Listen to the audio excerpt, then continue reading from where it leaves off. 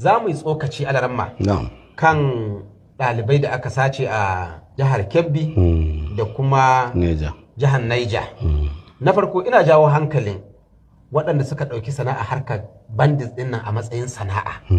Wallahi kuna makanku hasarar rayuwa. Gaskiya ne wannan. Wato kamar da nake faɗa kullum bai yiwa kawai ka ce kai sana'a ka kashe mutane ka iban musu dukiya wai kana nufin kai ka zama mai arziki wata rana kawai ka ganka zanne cikin al'umma ka zanna lafiya ka zama mai kuɗin gari wallahi baka isa ba. Wannan haƙƙi na jama'a ba zai barka ka zanna lafiya ba. Duk wanda ya zama sana'a shi ya ta'addanci ya ci zarafin mutane ya kashe wasu ya kwashi dukiyarsu wallahi bai yin kyakkyawan ƙarshe. Gaskiya ne. Da haka ku kiyaye ka daina tunanin cewa in kai zaka samu kaza shin ƙarshen rayuwarka mine ne shi zaka duba. Haka ƙwarai ku. Kuma ya kamata ka yi koki da kakanninka da iyayenka shin kakanka da ya zo ya haifi babanka har babanka ya zo ya haife ka shin ka mance mutuncin ka suka tsare har kai daraja aka haife ka cikin mutunci ka zo ba su taɓa yi maka abin kunya ba amma yau an waye gari kai kuma ka zo ƴaƴan da ka haifa kana nema ka ban musu abin kunya. Za ka yi rishin gaskiya wata rana a kama ka zo hannu sannan a yi maka bidiyo ana hira da kai wannan bidiyo komin daɗewa ƴaƴanka za su gani matanka su gani surukanka da za su aure ƴaƴanka su gani hatta jikokinka da basu zo duniya ba sai an daga an ce wannan kakanku ne shi ya haifi babanku ga yana ana hira da shi yayi sata kuma yanzu duk ƙarshen rayuwarka a matsayinka na mutum sai a ce kawai a wani kwalbate ko a wata kwana ko a wani daji ne kawai za a halbe ka da bindiga ka faɗi nan ka mutu shikenan ba za ka mutunta kanka ba ka zo gida ko mine ne kowace karamar sana'a ce ka yi ta ka zauna lafiya ka rayu cikin mutunci a rika zuwa hidimar suna hidimar daurin aure jana'iza da kai a je jam'in sallah da kai ranar da ka mutu a zo a yi maka jana'iza ka tai cikin mutunci ƴaƴanka ka bar masa kyakkyawan tarihi yanzu ko me ka taba samu a wannan harka ranar da aka ce ga ka zo hannu ko kuma an halbe ka mai mutuncin abin yana da kyau duk wanda ya sa kanshi cikin irin wannan halin tun daga waɗanda ke zaune dajin da waɗanda ke zaune garin waɗanda ka san an ce da ɗan gari kan ci gari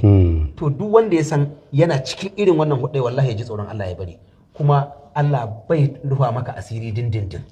sai dai rufa maka asiri na ɗan lokaci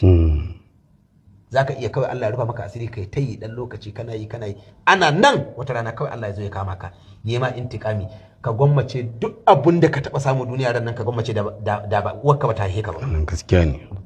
saboda shi bala'i ranar da ya fada maka duk alkhairin da ka samu a baya na wannan sharrin kayi sharri ka samu wani abu na duniya to duk abun da ka taba samu to wallahi in bala'i ya fada maka mancewa kake da shi ko me ka amfana to ran nan bala'in da ya same ka to ya sa ka mance kamar zaman lafiya misali sai ya zamto ka samu jarabawa da kana zaune lafiya ko ciwon kai ko ciwon ido ko ciwon kunne baka taba yi ba kawai kana ta harkokinka kawai ran nan sai ka samu jarabta ciwon dan kakkare ya kama ka ciwon hannu irin ciwon banza da ake cewa ya tsanka ya kumbura ya kama zub da ruwa tsakar dare ka kwana baka yi bacci ba shin tambayar da zan maka shekarun da kai baya kana zaune lafiya za su taimake ka ran nan za su yi amfani lahiyar ka ta watan da ya wuce za ta iya taimakon ka a cikin wannan halin da kake ciki to kenan wannan bala'in da ya faɗa maka ya imantar da kai duk wani daɗi da ka taɓa ji wannan gaskiya ne to haka shi ma duk wadatar da ka samu ta hanyar rashin gaskiya duk da bala'in ya zo ya rutse ka wallahi al'azimi sai ka mance duk wani daɗi da ka taɓa ji wannan gaskiya ne kamar mai neman mata ne ya ciyo S to yanzu duk irin buƙatar da ka taɓa biya a duniya da Allah za ta yi maka rana ran nan ko alam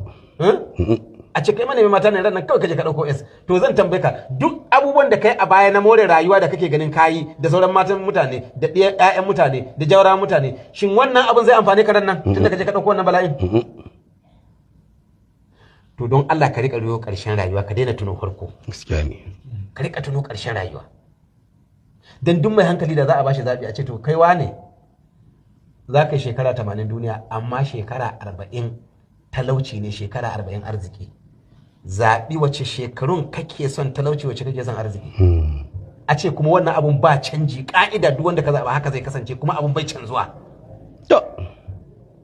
kana iya cabari dai kai ta maleji daga nan ka samu dai ka kai 40 kwarai kuwa dandanan kai ta tada dai lissafi kana cewa shekara ta nawa yau saboda kana so da 40 din ta kare ka shiga cikin daula